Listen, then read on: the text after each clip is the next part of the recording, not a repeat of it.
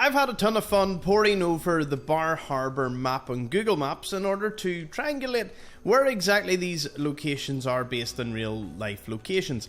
And this one in particular, I appear to have narrowed down to Red Rock Corner, a collection of houses, and this one has, well, quite the sight. You can see a teddy bear who appears to be getting eaten. Now, again, if you go with the slightly darker tone that teddy bears represent, things that aren't teddy bears, you know, in some cases maybe children and all, it does show you a certain darkness that they couldn't obviously put into the game. Now, that's not saying this is exactly what it is, but, you know, if that is indeed the hint, it is a post-apocalyptic world, and whilst they couldn't go super extreme in a lot of regards, the implications are some very dark things would happen when the world ends. Extremely dark. Okay, on to a lighter note.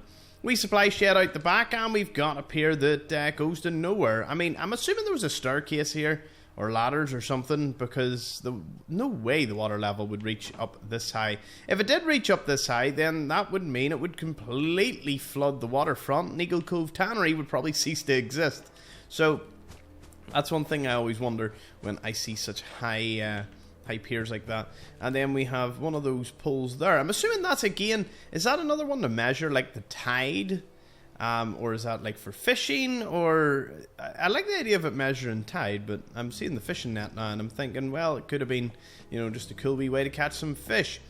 Anyway, so we've seen the teddy bear, we've seen that there's a Yao guy that patrols this particular area, so, you know, when you're nearby, be careful. It seems that all these houses were, occupied by families who, well, it's hard to say. When the bombs fell, obviously this place wasn't initially, you know, touched, thankfully. Although, as the radiation blew over and the fog rolled in, things just got real bad real fast.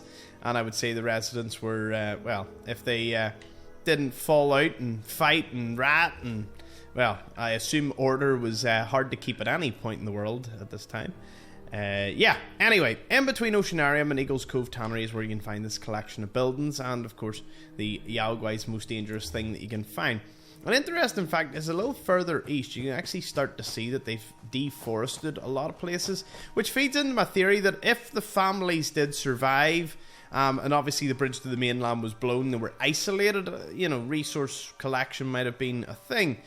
Looking through these trees, I mean, it would have been more clear if they were, you know, well, I suppose some of them are clear cut, some aren't.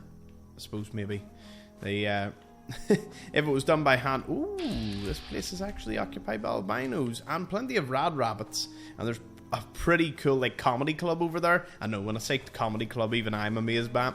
Anyway, it's coming in the next few episodes, so thank you for watching Red Rock Corner. Let me know your theories. I'll see you in the next one. Thank you for watching.